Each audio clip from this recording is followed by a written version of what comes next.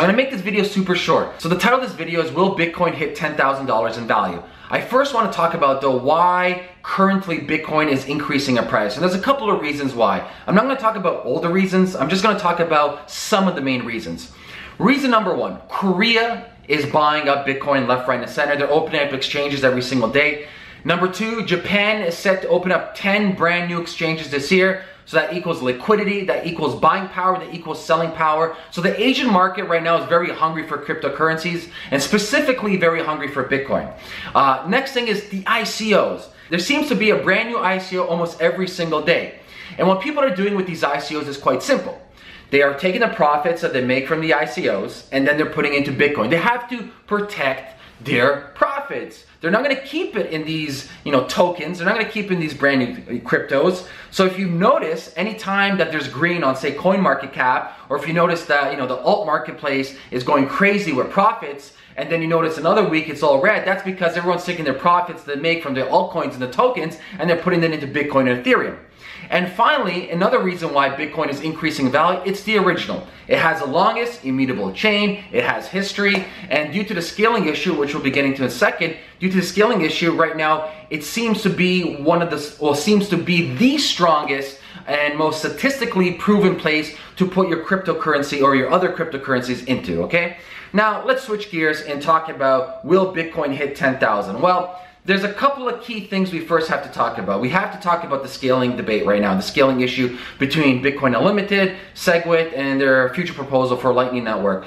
So just as of today, from the Consensus Conference, they stated that there could possibly be a user-activated soft fork to Signal SegWit, and that may happen around August. Now, there's some issues with that because there is a strong statistical chance that with this user-activated soft fork that there actually may be a hard fork, meaning that the original Bitcoin chain will split into two. So you have Bitcoin Unlimited, then you have regular Bitcoin. Now that's a very small probability. I do see a lot of issue with this user-activated soft fork, but that being said, I think August, September, and the fall is a big 3 months when it comes to Bitcoin. Who knows what's going to happen? Maybe this SegWit solution is a solution they need to finally go to Lightning Network and scale the issue, because right now there's more than 200,000 backlog transactions on Bitcoin. The transaction fees are too much. A lot of businesses are bogged down and people are fed up. So they're going to have two options. Either they're going to leave Bitcoin, go to another chain like Litecoin, which is much better for instant transactions. It has SegWit and the scaling issue is kind of solved, at least for now, as opposed to staying on Bitcoin. Or Bitcoin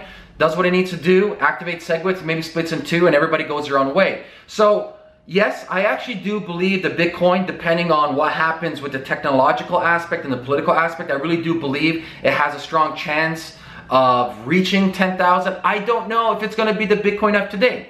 I don't know if it's going to be a new Bitcoin. I don't know if it's going to be based on technology today. There's so many different variables. It also matters on the ICO landscape. It matters what happens with, for example, Ripple and Ethereum and all these other cryptocurrencies and tokens. But still, I have huge trust and faith in Bitcoin, and I think it's going to stay around for a long time. So to answer your question, I don't think so we're going to see 10,000 soon. I think we're in a micro bubble. I think we might hit 4,000, 5,000 US on Bitcoin. Then we're going to see a correction, 50%. So if it's going to hit 5,000, we'll see a correction down to 2,500, which is not too bad. And worst case scenario, if it does fork, if there are two Bitcoins, you're going to double up your Bitcoins, right? And then you decide which chain do you want to stay on. Same thing with Ethereum, Ethereum Classic. And without a shadow of a doubt, I do believe if this fork does happen, yes, for a long period of time, there's going to be uncertainty. There's going to be a loss of trust, loss of faith when it comes to the immutable ledger that was Bitcoin. However, I do believe it'll rebound even stronger because now each side will get what they want. This side will get their technological aspect, that side will get their technological aspect, and both will scale how they want to scale, and I think it's going to skyrocket from there. There you have it. That's kind of like my idea around, will Bitcoin hit 10,000? Like always, guys, I do want to state this cautionary tale. Please listen. Always invest what you can lose. Always invest what you can lose. That's number one. Number two, don't blindly invest. Understand what you're investing in. Understand the team, understand the technology, understand the problem. It's no different than investing in a startup. Number three, don't keep your cryptocurrency and tokens online. Use a hard wallet. I have a link below this. My favorite is Ledger. There's other ones you can use. I'm not going to post any of them. That's the one I personally like. Number four, okay? Once again, don't invest what you can't lose. And guess what number five is? Don't invest what you can't lose. As simple as that. Okay guys, those are my thoughts. If you have any suggestions or comments for me, leave a suggestion, a comment below this video, and I'll talk to you guys soon. Peace.